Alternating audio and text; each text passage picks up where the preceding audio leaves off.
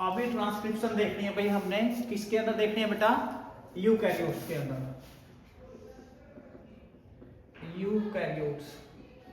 Eukaryotes में हमें same चीज, हमें वही डीएनए हमने लिया है।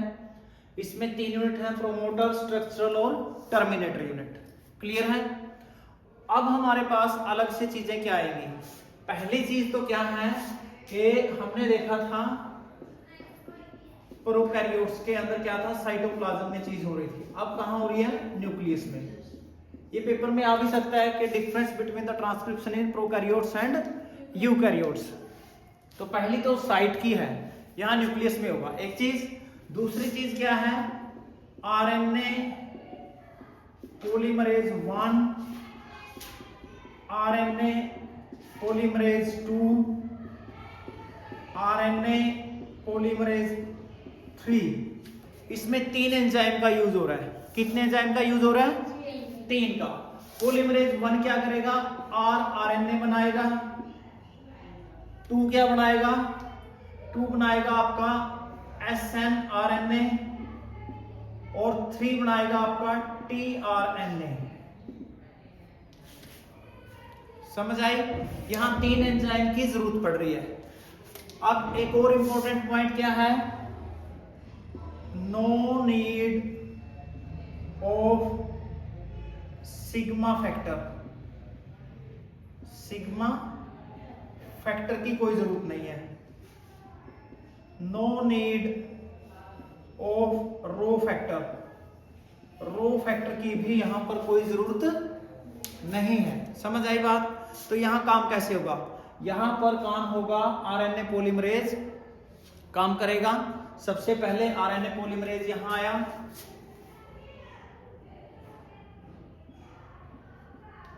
क्लियर है? आरएनए पॉलीमरेज प्रोमोटर यूनिट के पास गया, प्रोमोटर यूनिट के बाद कहां जाएगा? स्ट्रक्चरल यूनिट के पास गया। ठीक है? अब यहां पर थोड़ा सा चीजें टेक्निकल होंगी। अब ये हमारे पास क्या है? आरएनए पॉलीमरेज गया यहां पर। अब आरएनए पॉलीमरेज ने यहां जाते ही क्या किया? वही सेम इसका 5' to 3'। अब हमने यहां से लेके और यहां तक, ठीक है बेटा, 5' to 3'। ए का कॉम्प्लीमेंट्री क्या बनेगा? यू। टी का ए, जी का, और सी का ए का, टी का, टी का ए। अब यहां पर जो देखने वाली बात है वो क्या है कि यहां पर हमारा एमआरएनए फॉर्मेशन जो है, जैसे प्रोकैरियोट में बना था, यहां एमआरएनए फॉर्मेशन नहीं होगा। यहां बनेगा हमारा एसएनआरएनए, और यहां पर उसके बाद फिर आपका क्या चला गया? आरएनए पॉलीमरेज चला गया। अब यहां कुछ मॉडिफिकेशंस होंगी, कुछ मॉडिफिकेशंस होंगी। वो मॉडिफिकेशंस कैसे होंगी? ठीक है, यहां वही सेम चीजें आप लिख सकते हो कि RNA polymerase bind with promoter unit, then enters in structural unit and make RNA, then bind with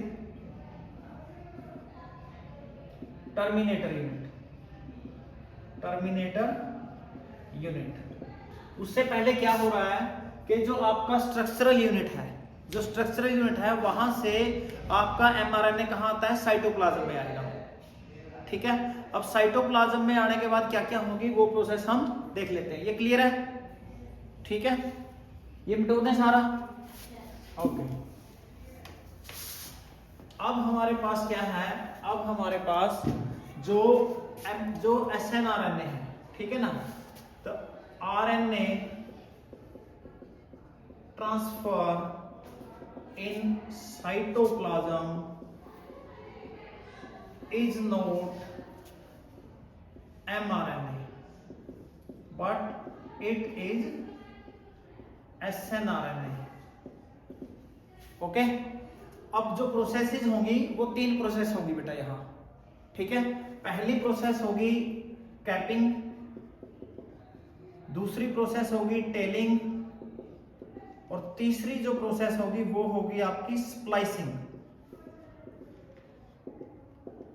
अब हमारे पास ये जो mRNA है इसको हमने निकाल लिया बेटा इस प्रकार से, बाहर आ गया। अब इसके अंदर 2 चीजें होंगी, एक तो होगा एक्सोन, क्या होगा एक्सोन, इस प्रकार से बेटा, और दूसरी चीज इसके अंदर क्या होती है इंट्रोन।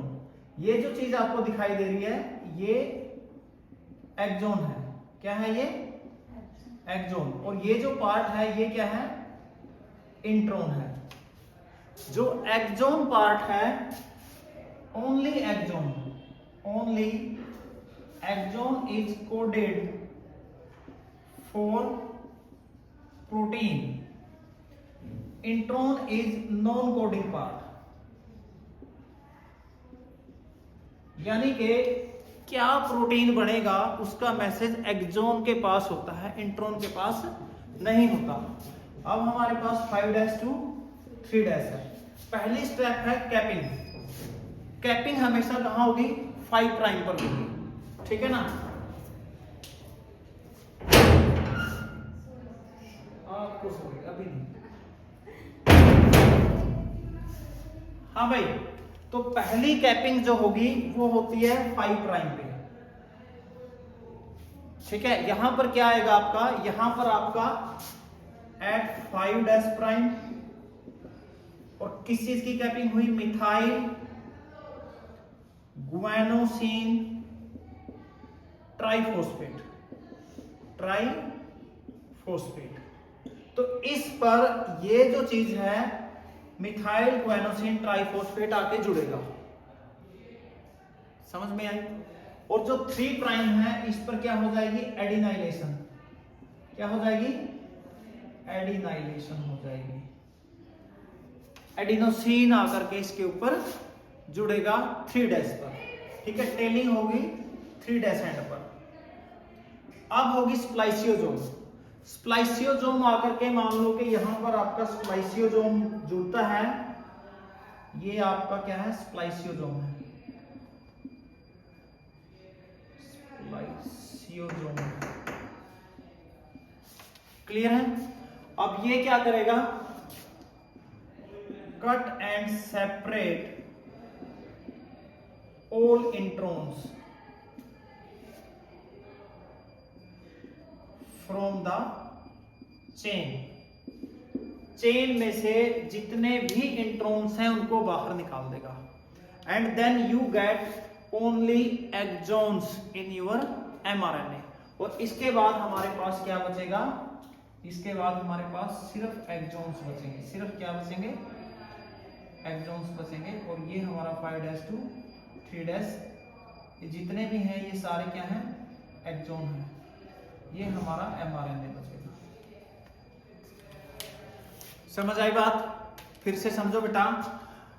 जब यूकैरियोट्स में हम बात करते हैं तो यूकैरियोट्स के अंदर ट्रांसक्रिप्शन हमेशा न्यूक्लियस में होगी, कहां होगी न्यूक्लियस में होगी।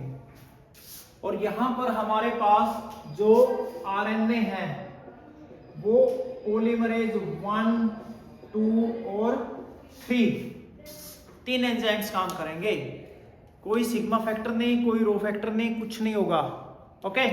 तो सबसे पहले आरएनए पॉलीमरेज गया प्रोमोटर के पास, फिर गया आपका स्ट्रक्चरल के पास। यहां उसने एमआरएनए नहीं बनाया, यहां उसने बनाया है एसएनआरएनए, ठीक है, या एचएनआरएनए। तो उसके बाद हम देखते हैं इसको लेके आएंगे साइटोप्लाज्म में। साइटोप्लाज्म के अंदर 3 चीजें हो रही हैं। इसके 5' एंड के ऊपर तो मिथाइल गुआनोसिन ट्राइफॉस्फेट आगे जुड़ रहा है, 3' एंड के ऊपर इसके एडिनाइलेशन हो रही है। उसके बाद बीच में इसमें स्प्लाइसियोसोम आ रहे हैं। ये स्प्लाइसियोसोम क्या करेंगे, सभी इंट्रॉन्स को काट करके चेन से बाहर करेंगे और सिर्फ एक्सोन बचेंगे, क्योंकि एक्सोन ही हैं जो प्रोटीन के लिए कोई ना कोई कोडिंग करते हैं, ठीक है ना। इन्हीं के पास मैसेज है, इन्हीं के पास इंफॉर्मेशन होती है, बाकी किसी के पास नहीं होती। तो इस प्रकार से ट्रांसक्रिप्शन आपने बताना है। क्या क्या चीजें यूज हो रही हैं, क्या क्या नहीं हो रही हैं। एक छोटा सा क्वेश्चन यहाँ बन जाता है, वो क्या है कि प्रोकैरियोट और आपका यूकैरियोट्स दोनों में क्या डिफरेंस है। तो पहला तो क्या है, ये साइटोप्लाज्म में है और ये कहाँ पर है बेटा, न्यूक्लियस में। दूसरा क्या है, इसमें क्या है आरएनए पॉलीमरेज 1 और इसमें क्या है आरएनए पॉलीमरेज 1, 2 और 3। तीसरा पॉइंट क्या है इसके अंदर, इसके अंदर आपका सिग्मा फैक्टर यूज होगा, इसमें नहीं होगा। इसमें आपका रो फैक्टर यूज होगा और इसमें नहीं होगा। क्लियर है। तो यहां हमारा जो बहुत इंपॉर्टेंट टॉपिक था ट्रांसक्रिप्शन, ये प्रोकैरियोट्स में भी और यूकैरियोट्स में भी समाप्त हो गया। ओके।